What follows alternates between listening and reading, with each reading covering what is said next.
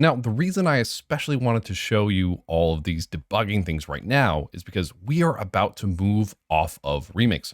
Remix has been this phenomenal IDE, or this phenomenal integrated development environment that allows us to quickly try things and quickly deploy things.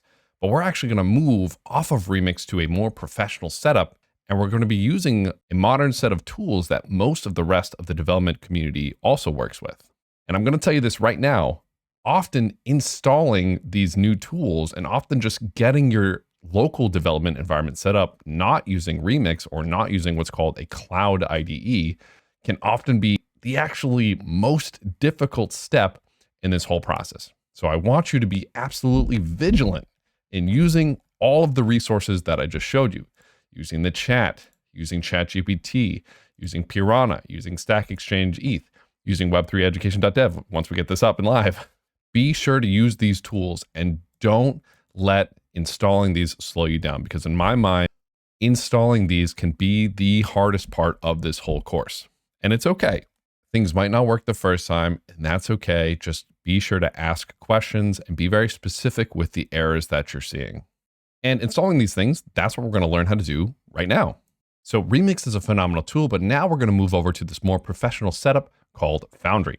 Foundry is one of the most popular smart contract development frameworks, similar to Hardhat or Brownie, if you're familiar with those, and it's known specifically for its speed. Foundry is easily the fastest to work with smart contract development framework. One of the unique aspects about Foundry is that whereas Hardhat is JavaScript-based, Brownie is Python-based, Foundry is completely Solidity-based. So we don't have to learn any other programming languages other than Solidity to work with Foundry. And similar to everything that we've been doing so far, all of the code for all of our Foundry products are going to be in the GitHub repo associated with this course. However, the documentation for Foundry, I think, is also phenomenal. So be sure to use this as you code along. And something very interesting that I really love to do, most of these pages are pretty small. So even if your AI isn't trained off of Foundry, which as a recording, it's not, what we can do is something called context injection when we have issues. So we can copy the entire page of documentation. We can say, I'd like to install Foundry. Here are the documentations for installation. How can I do it? Do the 3 backticks, paste the whole thing in there. And by giving our AIs the documentation for working with Foundry, it's actually going to give us outputs to install Foundry. So this is a methodology you'll see me use from time to time, this context injection. You can find more information in the GitHub repo, once again associated with this course, on installation and setup, macOS, and this should be Linux. And then we have some Windows setup stuff down here. And we're going to go over how to set up all the important things for this course. So be sure to use this as a reference. Now, a great question you might be asking is, well, what's even the purpose of Foundry? Why do we need to use this other tool? Remix is working great. Well, in Remix, you notice that we did a lot of stuff manually. Like I came in here, I had to go to compile. Maybe I wanted to test something out. I would go deploy it. I got to put a price feed in here, deploy. Okay, does the get version work? Something's wrong with my get version. Okay, my owner works. Okay, minimum USD works.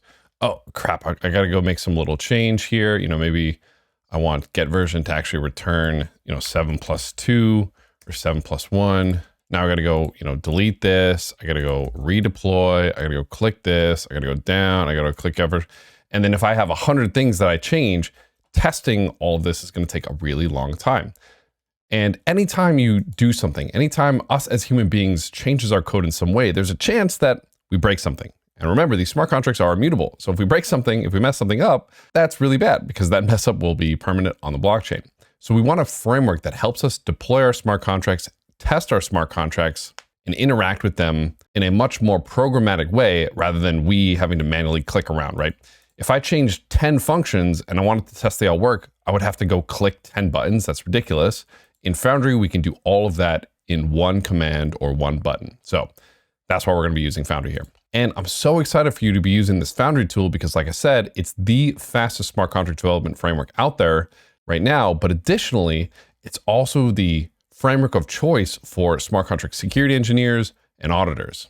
And I expect more and more projects in the future to be built in Foundry. So incredibly excited for you here. Now for the rest of the course, I'm going to be using a code editor called Visual Studio Code.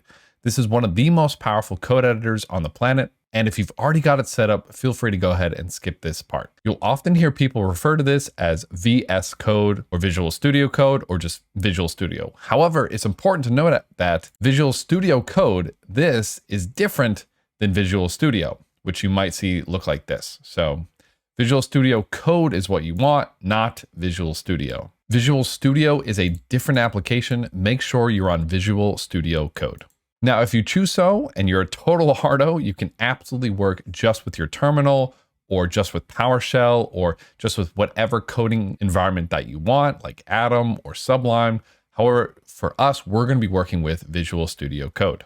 And I'm going to be going through setting up Visual Studio Code the way that I like to set it up. You can absolutely set it up whatever way that you feel comfortable. Now, we're going to go through 3 different installation processes and pick the one that's most appropriate for you. The first one is going to be for Mac and Linux users. The second one is going to be for Windows users. And then our third one is going to be a last ditch effort. If for whatever reason you can't get Windows or Linux or the Mac instructions to work, we're going to use a Gitpod installation. Now, I highly recommend that you try to get everything working locally without using Gitpod. However, if for whatever reason you can't get those installation pieces to work, we will have Gitpod instructions for all of the repos that we work with here. But to get started, we'll start with the Mac and Linux installation instructions.